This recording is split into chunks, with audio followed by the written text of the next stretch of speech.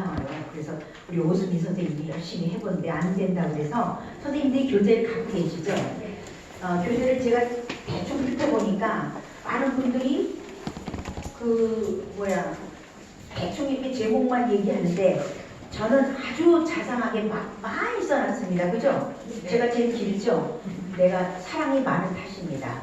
후배들을 아끼고 사랑하는 마음으로 이렇게 썼는데 제가 사실은 많은 대학에서 강의 많이 했습니다. 그 경희대학원을 비롯해서 신흥대학교서부터 남서울대학교 많이 했는데 낭송문학으로 했습니다. 그러면 낭송문학이 무엇인가? 선생님들 이 자리에 다 문인들이시고 제가 알기로는 거의 낭송가들이고 또 지도하시는 분들께서 오신 것 같습니다. 그런데 낭송문학이라는 것은 한마디로 무엇이다 라기보다 느낌의 문학입니다. 느낌의 문학. 그런데 낭송의 힘이 얼마나 강한가는 요즘 선생님들이 많이 느낄 겁니다. 우리가 시낭송의 힘이 얼마나 강하냐면 스피치하기 때문에 모든 언어를 통해서 전달을 받습니다. 그죠? 전달력은 다 말로 합니다. 그런데 그냥 말이 아니라 문학의 힘입니다. 문학의 힘. 자, 미국의 어느 거리에 거지가, 맹인 거지가 있었습니다. 눈을 감고 한 푼 주십시오 이렇게 써놓고 거리에 자판 돗자리가 앉아 있었습니다. 가끔씩 가다가 동전을 땡땡 던지는 소리가 났습니다. 그런데 어떤 사람이 지나가다가 거기다가 뭐라고 다시 써놓고 갔습니다. 그 후로는 갑자기 돈이 더 많이 떨어지는 겁니다. 사람이 발자국이 많이 왔다 갔다 하는 겁니다. 이상한 일이다. 웬일일까? 맹인이. 근데 맹인들은 굉장히 빨라요. 감각이. 저는 맹인 교육을 몇 년을 했습니다. 그래서 상당히 빠른데 이상하다고 생각을 하고 있었던 거예요. 근데 조금 있다 누가 왔어. 그 사람 같아. 누구시죠? 뭐라고 써놓고 갔습니까? 다녀가신 후로는 달라졌습니다. 그리고 얘기를 했습니다. 그랬더니 그 사람이 뭐라고 써놨냐면은 한 푼 주십시오 라고 쓴 거에서 참 아름다운 날입니다. 그런데 나는 볼 수가 없습니다. 이렇게 바꿨습니다. 문장 하나 바꿨는데 확 달라지는 겁니다. 한 푼 주십시오는 누구나 하는 겁니다. 그런데 참 아름다운 날입니다. 그런데 나는 볼 수가 없습니다. 거기에 그냥 은유가 들어있는 거야. 나 불쌍한 사람이다. 나 눈 감은 맹인이다. 이런 차원이 아니에요. 그냥 아름다운 날인데 나는 볼 수가 없다. 그 한마디 감동으로 지갑을 열게 되는 겁니다. 시는 뭡니까? 시는 은유입니다. 은유. 그죠? 은유기 때문에 그 많은 은유, 수많은 시인들이, 대한민국 시인들이 얼마나 많습니까? 제가 한국문인협회 낭송문학진흥위원장입니다. 그런데 자랑하는 것이 아니고 얼마나 시분과가 18,000명이나 됩니다. 그럼 각 장르에 14,000명입니다. 엄청 많지요. 그렇게 많은데 그 시 잘났다고 하루에도 말도 못해 쏟아져 나옵니다. 그러면 시 낭송하는 사람들은 그 좋은 시를 골라서 자기가 맞는 걸로 골라서 국어사전에 의한 발음으로 얼마나 시낭송을 합니다. 그러면 정말 선생님들이 생각할 때도 시낭송을 해서 시를 격상시키는 역할을 하는 겁니다. 낭송가 여러분들의 역할이라는 것은 굉장히 크다는 걸 아셔야 됩니다. 자긍심을 가져야 됩니다. 그냥이 아니라 정말로 시낭송을 이렇게 아름답게 사랑해서 우리 사회 정서 문화에 이바지하는 여러분들은 얼마나 위대한지 모릅니다. 스스로 알아야 됩니다. 시낭송이 문학의 한 장르라는 거. 그럼 문학의 장르가 뭐가 있느냐? 시, 소설, 수필, 희고 다 알죠? 선생님 그 정도까지 다 알아. 근데 뭐예요? 또 아동문학, 그 다음에 뭐예요? 평론문학, 번역문학, 낭송문학까지 9장르 이루고 있습니다. 그렇게 많은 장르에 시가 가장 많다는 겁니다. 시인이 너무 많아요. 너무라는 건 뭐예요? 지금은 그냥 다 쓰기로 했지만은 너무라는 것은 지나치다는 뜻이 포함되어 있습니다. 그래서 결국은 너무나 많은 시인들, 거기에 내가 또 비참하게 느끼는 것은 낭송가도 너무 많습니다. 그것은 뭐냐면 자기 스스로 격상시키지 못하는 낭송가가 많다는 겁니다. 평균 점수를 깎아먹으면 안 되는 겁니다. 저는 오늘 후배들에게 그런 얘기를 좀 하고 싶습니다. 이 자리에는 이병옥 교수님, 훌륭한 교수님 계시고 그리고 이강철 회장님, 낭송문학의 기틀을 마련하신 대단하신 분입니다. 저분이 젊어서 그렇지 굉장히 오래된 분입니다. 40년 세월을 하신 분이에요. 근데 그냥 외모가 젊어서 손해를 많이 봅니다. 그리고 또 우리 촬영을 하시는 신명구 선생님도 제가 개인적으로 인간적으로는 오빠 같은 분이지만 개인적으로는 그렇고 그 외에 다른 분들은 다 저보다 후배들일 거예요. 정말 저보다 다 문학적으로나 뭐 나이들만 후배가 많을 겁니다. 그러면 제가 오늘 가만히 책을 한번 지금 저는 책도 안 주더라고요. 근데 내가 이현진 선생님이 나를 데리고 오느냐고 수고하셨는데 쫙 보니까 다들 잘 썼어요. 그리고 얼마나 강연들을 잘했겠습니까? 그죠? 유명한 교수님들 다 계시네. 많이 하셨을 거예요. 많이 했는데 내가 여기서 지금 뭐 마지막 시간에 무엇을 할 것인가? 가만히 생각하니까 멍청하게 하는 거 아닌가 이런 생각도 들었습니다. 그런데 내가 왜 선생님들 앞에서 얘기하고 싶은 것은 뭐냐면 그동안 제가 신앙송 강의를 수십 년을 했습니다. 전국 신앙송대 심사위원도 많이 했습니다. 그러나 나는 그것이 중요한 게 아니라 내가 많은 행사를 하고 진행도 하고 하면서 낭송문학의 중요성이라든가 낭송문학이 어떻게 하면 발전되고 격상시키고 시인들이 우리를 무시하지 않아야 되는데 시인들이 무시합니다. 누구라고 얘기는 안 하겠습니다만 유명한 뭐뭐뭐뭐 교수님들이 저를 보고 장시인 왜 낭송계가 그렇게 많이 추락했냐 그런 얘기를 하세요. 네가 좀 협조 좀 해라. 가르쳐라. 그런데 제가 뭐라고 했습니까? 하겠습니다. 안 그랬습니다. 저요 그런 사람이 무섭습니다. 왜냐하면 제가 약하기 때문에. 그랬더니 바보야 너는 오랜 세월 했는데 왜 네가 좀 잡아줘야지. 그건 뭐예요? 그 양반도 뭔가 치고로 들은 거예요. 낭송문학이 너무 많이 뭔가 때가 묻었구나. 뭔가 좀 문학이라는 이름 붙이기가 안 좋은 무엇이 있구나. 스스로 돌아봐야 됩니다. 우리가 뒤돌아보는 게 있고 되돌아보는 게 있습니다. 되돌아보라는 뜻입니다. 되돌아봐야만이 되는 겁니다. 지금 1시간 20분밖에 없는데 제가 이렇게 떠들면 이걸 다 언제 할지 모르겠습니다. 자, 선생님들 교재 갖고 계시죠? 네. 그 신앙속의 기본 자세라고 했습니다. 여기 좀 포인트가 안 돼서 퍼센트가 안 돼서 참 아쉽습니다. 이거는 이제 기본적으로 선생님들이 다 아는 겁니다. 빠르게 넘어가겠습니다. 모든 문화예술의 정점에 있는 것이 문학이며 낭송은 그 꽃이라 할 수 있다. 꽃은 뭐예요? 꽃은 나중에 무엇을 꽃이 지고 나면 무엇이 열매일까? 열매, 바로 열매입니다. 그 열매라는 것은 정신적인 아름다움, 대접받을 수 있는 그게 바로 열매의 힘입니다. 그런데 낭송은 뭐냐면 국어사전에 의한 정확한 발음이 정확해야 한다는 것은 뭐냐면은 전달력이기 때문에 그렇습니다. 전달력을 가져야 되기 때문에 정확한 발음으로 해야 된다. 선생님들이 발음을 어디서 하느냐면은 인터넷 뒤지는 게 아니고 국어사전에 의한 발음을 해야 됩니다. 그래서 방송국의 아나운서들도 제가 KBS 라디오에 있었습니다. 라디오에서 좀 했는데 발음이 부정확한 사람들은 전달력뿐만이 아니라 듣다가 기분이 식상해버려요. 저 사람 무슨 말 하는 거지? 더군다나 사투리를 많이 쓰면은 그 지방에 가서는 정겨울 수 있지만은 낭송가라든가 스피치 매너로서는 결코 어울리지 않는다는 겁니다. 그래서 정확한 발음이라는 거 굉장히 중요하다.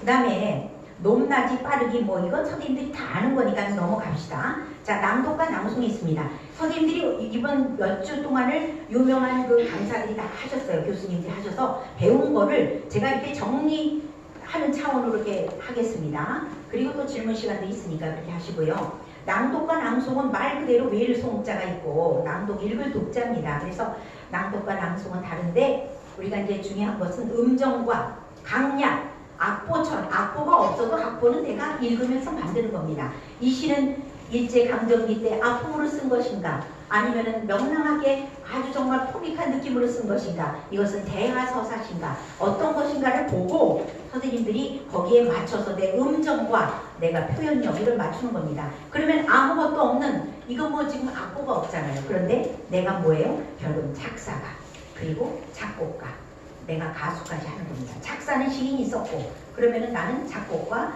노래를 하는 것이다 이렇게 생각하시면 틀림이 없을 겁니다. 그래서 이제 자기만의 연출과 흡입력이 요구된다. 역시 낭송은 정말로 그 선택에서부터 철저한 이해와 분석 선택이라는 건 시선택을 얘기하는 겁니다. 그래서 충분한 연습을 통한 훈련만이 청자에게 감동으로 기억되는 것이다. 우리가 엔돌핀이 있고 다이돌핀이 있습니다. 다 아시겠지만은 다이돌핀은 엔돌핀의 4000배에 해당되는 것입니다. 얼마나 많은 정말로 감탄사를 연발하다가 와 이것으로 인해서 내가 삶의 방향이 달라졌어 그럴 수 있는 거죠. 네.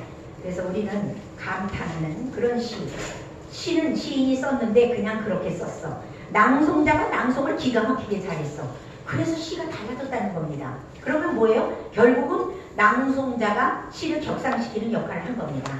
제가 감동을 받은 일이 이제 있는데, 하나는 전 누구라고 얘기는 안 하겠습니다. 그분 인격을 생각해서 그분이 저한테 옆에 앉아 있는데, 당신 저 사람 보고 내 시 좀 낭송하지 말라고 그래, 그러는 거예요.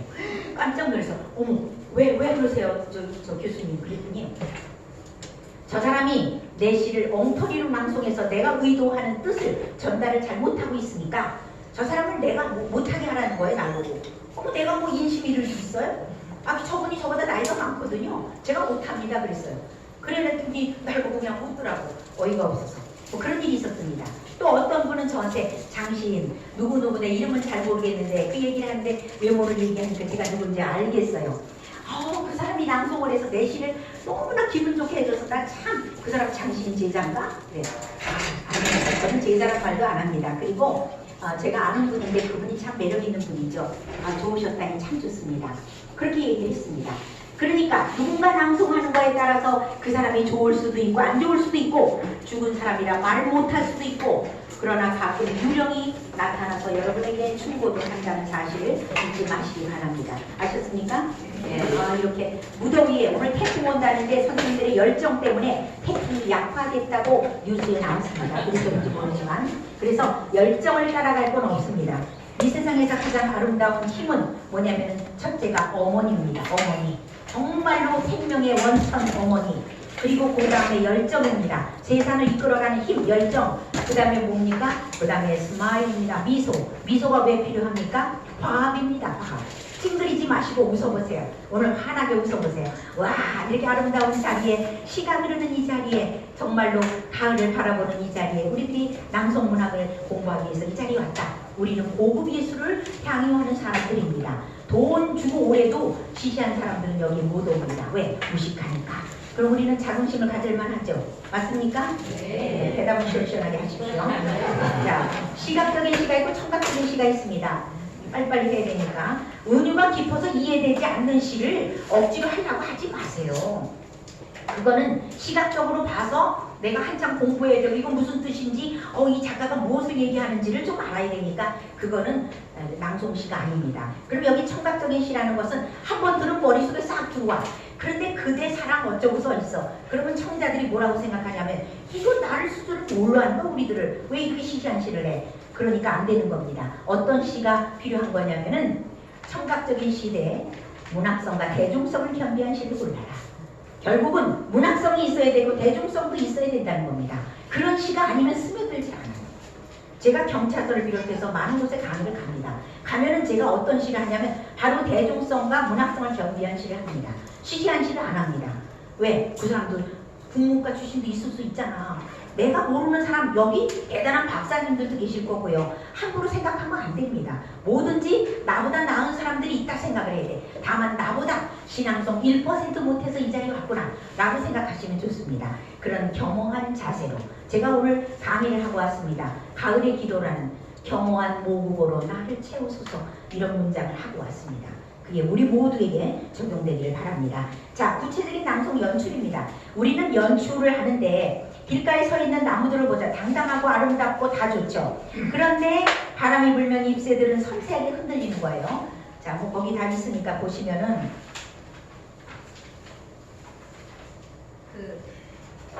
섬세하다는 거는 굉장히 중요한 거예요. 우리 마이크를 잡습니다. 마이크를 잡으면은 숨소리까지 다 전달이 되는 게 바로 마이크입니다. 이 들숨과 날숨 소리까지 다 전달되는 게 마이크이기 때문에 마이크 사용해서 굉장히 선생님들이 주의해야 됩니다. 마이크를 잡았을 때 파열음이 나지 않도록 주의를 하고, 그리고 최대의 소리를 낼 수 있도록 연습을 해야 됩니다. 그것은 뭐냐면은 노래방에서 막 노래했던 이런 거 말고, 그리고 항상 겸손한 자세로, 그리고 내 마음속에서 내가 생각하는 것을 내가 한 편의 시를 보고 내가 분석을 하고 이해하고 거기에 대한 감동을 내가 뭐로? 감정으로 전달하는 겁니다. 그러면 청자들은 머릿속에 뭐를 하냐면 그림을 그리는 거예요. 영상화하는 겁니다. 결국은 시를 영상화하는 겁니다. 그래서 받아들여서 와 좋아 감동이야, 어우 너무 멋있어, 오수민 낭송가 낭송했는데 너무 멋져서 전율이 올 정도야. 이러면 뭐가 되는 거예요?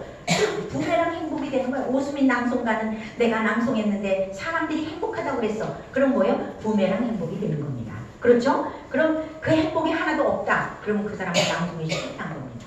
그러니까 우리가 과유불급이라는 말이 있습니다. 제가 좋아하는 말인데 절대로 넘치면 모자란만 못합니다. 넘치지 않게 딱 바람직하게 문학성을 유지하면서 넘치지 않게 신앙송을 하라.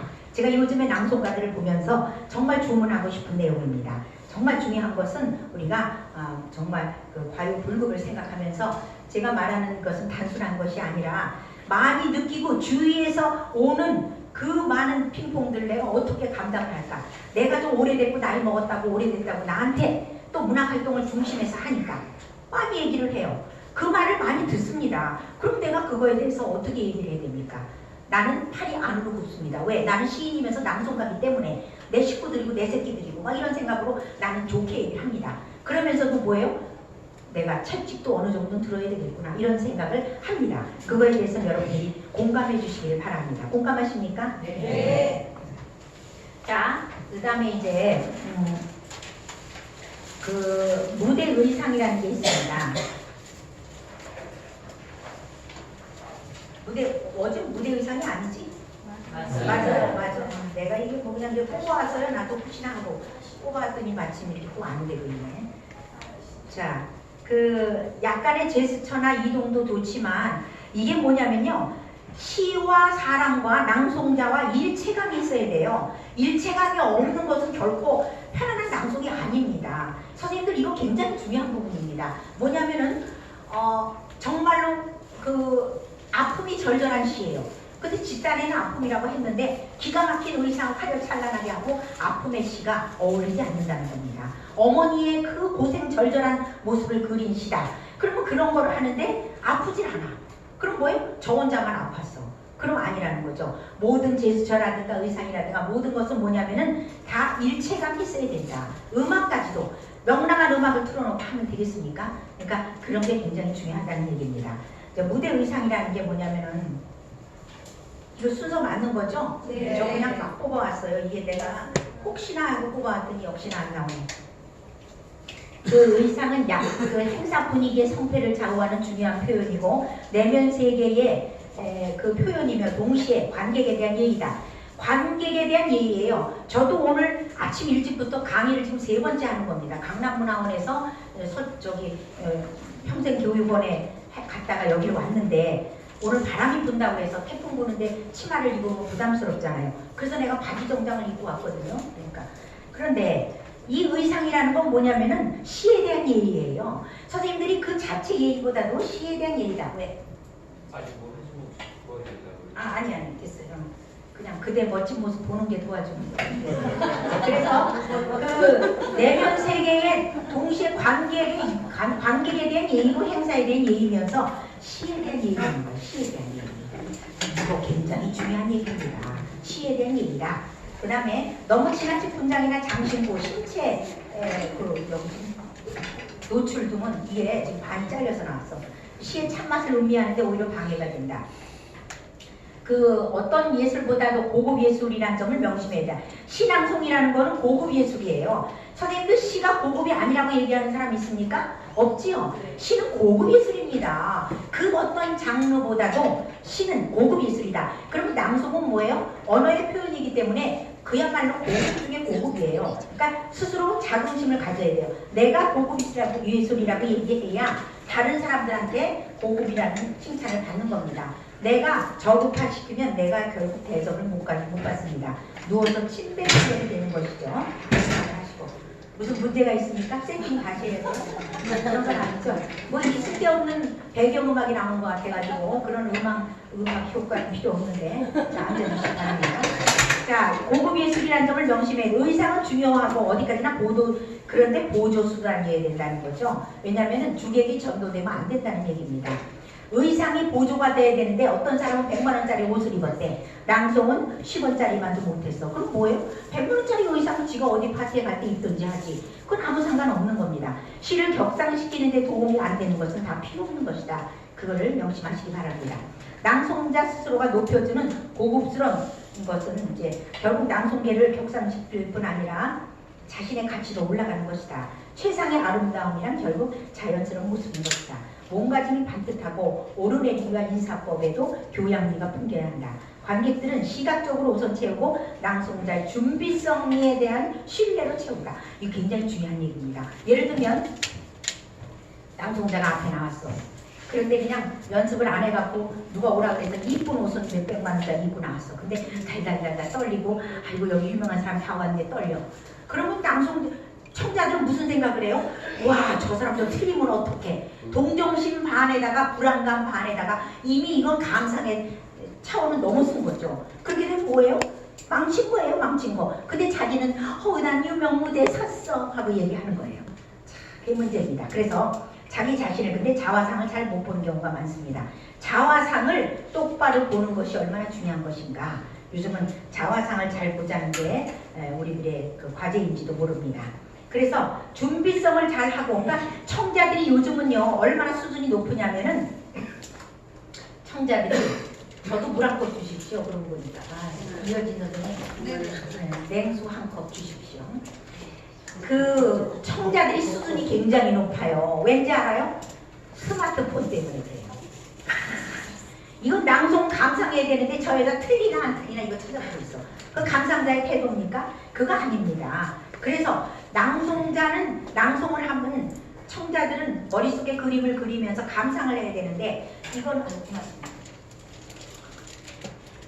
어떠냐면은 낭송자들이 그 스마트폰 찾아보고 있는 거야. 틀리나 맞나? 저 여자 잘하나? 좀 틀렸네. 나는 저렇게 안 하는데 해가면서. 그건 감상법이 아니죠. 결국은 매너가 안 좋은 겁니다. 그런 걸 보라는 게 아닙니다. 강의할 때 어떤 사람들은 난 그래, 강의하는 자체를 녹음하는 건 난 싫어하진 않는다. 다만 뭐가 틀렸나고 찾아보고 그따위로 하지 마라. 끝나고 나서 나한테 얘기하고 질문 시간에 얼마든지 할 수 있는데 강사는 최대한의 노력을 해서 그 자료를 준비합니다. 그런데 건방지게 뛰어넘는 그런 건 하지 말라는 건 강사에 대한 예의가 아니라는 겁니다. 그래서 우리나라가 언제부터 이렇게 예의가 다 부서졌는지 모릅니다. 그거를 우리는 다시 주워 담고 맞추고 퍼즐이 잘못됐다면 필요 맞춰야 되는 겁니다. 그래서 이제 청자들이 수준이 높다는 걸 선생님들이 꼭 명심해야 됩니다. 청자들은 수준이 높다. 그 높은 수준을 어떻게 하면 포만감을 줄 것인가. 그러기 위해서는 낭송자나 강사나 최선을 다해야 됩니다. 대충 해갖고는 안 됩니다. 그리고 청자들도 감상하는 법을 조금 고급스러운 분위기로 자기 스스로 고급화시키라는 겁니다. 천박하게 있지 말고 고급스럽게 듣는 그런 마음가짐을 가지라는 겁니다. 그게 바로 고급 예술을 향유하는 기본적인 태도다. 명심하시기 바랍니다. 자, 조화로운 낭송, 암송 연출입니다. 우선 낭송하고 싶은 시를 암송. 선생님들 시 한 편 암송하는 거 쉬운 거 아니죠. 우리 낭송가들 다 아시지 않습니까? 이렇게도 틀리고 어떤 날은 잘 되고 어떤 날은 안 되고 기분 나쁜 여자 하나 보면 기분 나빠서 안 되고 뭐 이거 지금 쉬운 게 아닙니다. 왜냐하면 이거는요 굉장히 예민하기 때문에 그렇습니다. 문학이라는 거는 굉장히 섬세하고 예민해요. 예민하기 때문에 머릿속에 그림을 그리고 정말 한편에 만약에 어떤 여자를 시낭송을 망치고 싶다. 그 사람 낭송하기 5분 전에 기분 나쁜 말 한마디 딱 해. 그러면 아무리 노련한 사람도 기분 나빠서 안 됩니다. 이건 뭐냐면 느낌의 문학이기 때문에 그렇습니다. 그래서 우리는 느낌의 문학이니까 섬세하고 기분을 상하게 해서는 안 된다는 거예요. 그리고 사회자도 그래. 사회를 보면서 출연자를 최대로 격상시켜야 돼. 어떤 사회자는 지자랑을 해. 왜 하는데? 지자랑을 왜 해? 저도 한국문인 옆에서부터 잘났다는 사람들 행사 제가 30년을 사회를 본 사람, 30년 더 됐어요. 젊었을 때부터 봤어. 그런데 사회자가 가장 중요한 게 뭐냐면은 정말로 출연자를 격상시키고 사회자는 드러나지 않는 게 중요한 겁니다. 지가 드러나면 못 써요. 나는 여자가 사회 봐달라고 그러면 나는 이쁜 옷도 안 입어요. 왜? 그 사람이 주인공이니까. 남자가 사회 봐달라고 하면 조금 이쁘게 입고 가. 뭐 그런 적이 있었습니다. 그건 뭐냐면 출연자에 대한 주인공에 대한 예의입니다. 예의를 지켜라. 그게 굉장히 중요하다는 겁니다. 그래서 이제 암송이 필수고 우리가 그 암송 모든 신앙송 대회는 다 암송을 하지요. 그런데 선생님들이 이제 제가 얼마 전에 원로 선생님들하고도 그런 얘기가 있었습니다. 앞으로는 암송 대회를 그 좀 영혼 없는 낭송 같은 걸 하는 경우도 많다. 그렇게 하지 말고 자작시를 써서 자기가 낭송을 하면 그 사람의 시의 실력도 보고 하는 쪽으로 가면 어떻겠느냐. 그거에 대한 긍정적인 평가가 좀 나왔습니다. 어쩌면 그런 것도 한쪽에서는 또 실천되지 않을까 이런 생각도 듭니다. 굉장히 공적이라고 생각을 합니다. 그래서 연출이라는 거 중요한데 그 연출을 선생님들은 대충이 아니라 정말로 그 연출은 최선을 다해서 낭송자에게 감동을 줄 수 있는 연출을 하기 위해서 노력을 해야 됩니다. 자, 시대에 따른 변화가 있습니다. 배경음악이 있네? 배경음악 사고 중. 자, 그러면 시대에 따른 그게 먼저인가요, 선생님들? 네. 내가 지금 막 이렇게 어떻게 뽑아왔는지 모르겠네. 누구 보고 뽑아오고 그랬더니 이렇게 뽑았어. 시대에 따른 변화인데 예술은 시대에 따라 변해가면서 발전합니다. 이 신앙송이 옛날에는요, 차려 타고 서가지고 책을 이렇게 읽는 게 낭독이었습니다. 그냥. 그리고 자기 시 읽어주는 것만 해도 상대방에게 내 시 읽었어. 난 그걸로 만족하고 서로 시에 대한 공유하고 서로 합평하는 이런 공부하는 분위기였습니다. 그런데 지금은 이제 예술이 추가된 거죠. 그래서 예술은 변해갈 수밖에 없는 거죠. 그런데 보면은 그 시대적 분위기에 맞춰서 하는데 신앙송은 종합예술이라는 걸 잊지 마셔야 됩니다. 왜냐하면 신앙송은 생방송이에요. 녹음방송이 아니고 생방송이기 때문에 선생님들이 뭐예요? 의상이라든가 표정이라든가 목소리라든가 조금 이따 녹음해서 들려줄게요. 이런 거 없어요. 다 뭐예요? 생방송이잖아요. 그러니까 굉장히 중요한 거예요. 그래서 정말로 숨결까지 어우러져서 더 많이 그런 표현할 수 있는 연습을 해야 된다. 더군다나 요즘은 이제 퍼포먼스 그런 소도구 의상 등이 너무너무 연출의 시대다 해도 부족함이 없을 정도로 지나치게 않을 정도로 그렇게 화려합니다. 시춤이나 영상시, 낭송 다 이런 게 좋은데 어떠냐면은 모든 것은 다 조화가 있어야 되는데 하다못해 기계하고도 조화가 있어야 된다. 이건 뭐냐면 선생님들 아시다시피 뭐예요? 기계는 배경음악 기계로 틀죠. 이런 거 기계잖아요. 이 영혼 없는 거 이거는 아무 무생물이에요. 근데 기계하고도 뭐가 있어야 되냐면은 어떤 조화가 있어야 된다. 그러면 그 사람이 얼마나 많이 배경음악을 틀어놓고 연습을 했으면 그 음악을 흐르면서 타면서 저렇게 낭송을 할까 이런 느낌이 들어야 되겠죠. 그리고 얼마나 많은 연습을 했으면 저렇게 조화가 잘 될까 라는 부조화를 느끼지 못하게 해주는 거 이게 굉장히 중요한 거라는 얘기입니다. 그래서 그런 서로 마음이 통해 기계하고도 마음이 통해야 된다 그러면 다른 거는 말할 필요가 없는 거죠. 자, 언어의 견인력이 있습니다. 견인력이 뭡니까? 끌고 가는 힘입니다. 우리는 삶의 현장에서 수시로 언어의 힘을 느끼며 살아간다. 한마디의 말이 위안받기도 하고 한마디의 말로 자살도 합니다. 예, 그래서 무슨 암에 걸려서 죽었다. 사람 이름 대면서 그런 경우도 많이 정치계에도 있었고 요즘도 말로 상처받아서 정말 멀리 떠나버리고 심지어 유명을 달리한 사람이 많이 있습니다. 바로 말이라는 것은 기가 막히는 거죠. 이거 우리가 말을 함부로 해서는 안 된다는 겁니다. 여기 보면은 시인의 혼이 담긴 정제된 시어를 낭송자의 열정과 감정으로 진실한 감정을 표현한다면 청자들에게 가슴을 울리는 진정한 힐링이 되는 것이다. 힐링이 뭡니까? 결국은 치유입니다. 치유. 힐링이 되는 한마디. 우리가 선생님들한테 만약에 당신 왜 시를 써요? 그렇게 얘기하면 뭐라 그래요? 쓰고 싶어서요. 그러겠죠? 또 낭송 왜 합니까? 낭송 좋았어요. 남들이 많이 하고 또 무대도 쓰고 마이크 잡고 좋잖아요. 또 이쁜 것도 있고 그거는 부수적인 거고요. 결론은 뭐냐면 시를 왜 쓰며 시를 왜 낭송합니까? 행복해지기 위해서 합니다. 그런데 나만 행복해지면 안방에서만 하면 됩니다. 나와 너와 우리 모두가 더불어 행복해지기 위해서 하는 겁니다. 선생님들은 그걸 잊지 말아야 됩니다. 내가 남의 시간, 1시간을 뺏는다는 것은 여기 1시간 얼마예요? 2만 원이면 그죠? 항상 최선을 다해 최선으로 최대의 효과를 내야 된다. 그건 이제 기본이라는 겁니다. 그래서 이제 시는 쓰는 사람의 것이 아니라 읽는 사람의 것이라는 말이 있다. 그래서 우리가 작품의 가치를 높여주고 감동을 주기 위해서 시를 낭송하는 거라는 걸 항상 잊지 말아야 된다는 겁니다. 자, 배경음악이 있습니다. 배경음악에 대해서 선생님들이 많이 다 하셨나요? 우리 교수님들이? 그래요? 안 했어요? 도사들이라 더 잘 알겠지만 여기 대충 읽어보시면은 배경음악이 그 신앙송 분위기에 있어서 큰 부분을 차지합니다. 음악이 주는 전체 분위기는 음악이 이끌어가는 거. 음악은 뭐냐면 윤활유 역할을 합니다.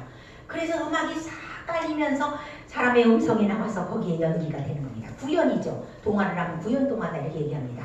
그래서 시를 돋보이게 하고 음악은 사람의 성격을 형성하는 데에도 지대한 영향을 미친다. 아리스토텔레스는 음악의 궁극적 목적은 교육에 있으며 청소년을 교화시킬 수 있다고 했다. 신앙송도 마찬가지다. 그래서 귀로 듣는 것으로 발전된 소리 예술은 새로운 가치 창출에 있다. 그러니까 새소리, 시냇물 소리, 바람 소리, 파도 소리, 낙엽, 눈 밟는 소리 이런 것도 다 뭐예요? 결국 편안한 정서 상태에 있을 때 뇌에서는 느린 뇌파, 알파파가 잘 나타난다. 그런데 요즘은 뭐예요? 아주 그냥 시끄러운 소리 듣고 뭐 얼마나 스트레스 많이 받고 스트레스가 뭐예요? 만병의 원인이라는 거 우리 다 알고 있습니다. 그러면서도 나는 스트레스를 받고 싶지 않고 남한테는 스트레스 줘도 모르는 거예요. 뭐냐면 내가 기분 나쁜 말을 했는데 기분 나쁘다는 생각을 자기는 못하는 거예요. 남한테 해놓고 나서도. 그러니까 어떤 사람이 배가 좀 많이 나왔어요. 요즘 살이 쪄갖고. 그럼 그런 사람을 보고 왜 이렇게 과장님 배가 이렇게 많이 나왔어요? 그럼 뭐가 되겠어? 그 과장님 기분 되게 나쁘잖아. 네가 나 배 나오는데 도와준 거 있어? 그렇게 될 거 아니에요. 그럴 때 배 나온 말을 하고 싶으면 이렇게 말하면 됩니다. 과장님, 요즘 가슴이 들어가셨군요. 가슴이 들어갔으면 배가 나왔을 거 아니에요. 그죠? 그렇게 거꾸로 얘기하는 게 좋습니다. 그래서 그 변화에 민감하게 되는데 소리는 불안과 평화 각가지 형태를 갖고 있기 때문에 소리가 주는 느낌은 상당히 중요한 부분을 차지한다. 그래서 현재 그리고 미래 시나리오를 연결하는 예술의 역할이 있다. 그 베토벤의 9번 교향곡 같은 불멸의 곡은 과거에서 현재로 다가올 세대에도 들려질 것이며 영원한 그 예술이죠. 그래서 기능을 가진다. 형태와 주요 문화적 가치이기도 하다. 그래서 우리는 이건 이제 배경만 그냥 읽어보시면 되는데 배경음악을 고르기 위해서는 몇 가지 주의사항이 있다. 먼저 시와 어울리는 걸 봐야 돼. 어떤 사람 말이지 굉장히 슬픈 시인데 아주 명랑한 타악기로 막 했어. 그러니까 통통 튀는 거예요. 그러다 보니까 그 시는 슬픈 시인데 결코 시하고 안 어울려가지고 그 사람 목소리는 좋은데 망쳤어요. 그런 게 있었고 그 다음에 그 시의 길이 왜냐면 시는 아직 안 끝났는데 음악은 벌써 끝났어. 그럼 안 좋잖아요. 그죠? 그런 것 같은 것이 굉장히 맞춰야 된다. 그러니까 섬세해야 돼. 세밀해야 된다는 거에 굉장히 중요한 얘기입니다. 그리고 종류에 따라서 분위기가 다른데 주로 저는 신앙송의 배경음악은 현악기를 선생님들께 권하고 싶습니다. 현악기는 뭐냐면 어머니 뱃속에서 아기가 듣는 음성이 첼로음입니다. 그래서 아주 부드럽게 첼로음으로 됐을 때 그러니까 현악기 중에서도 첼로음 조용하게 물결치고 또 바이올린은 상큼하지만 조금 높은 음이 되죠. 그러니까 그런 것도 잘 봐야 돼요. 그리고 마음을 움직이고 감상에 젖게 하는데 가장 큰 매력이 있다. 타악기는 상큼하게 오는 분위기가 있다. 그 관악기로는 금관악기, 목관악기 각자 다른 느낌을 준다. 금관악기는 시원하게 펼쳐지는 느낌을 주고 목관악기는 차분하고 느린 음에 젖게 한다. 시조나 옛 배경이 되는 궁중악기로 흥을 돋우는 거 그런 거는 과거로 돌아가게 하는 묘한 느낌을 갖게 하기도 한다. 또 슬픈 시와 스케일이 큰 시, 명랑한 시 이런 것도 자 그래서 이거 읽어보시면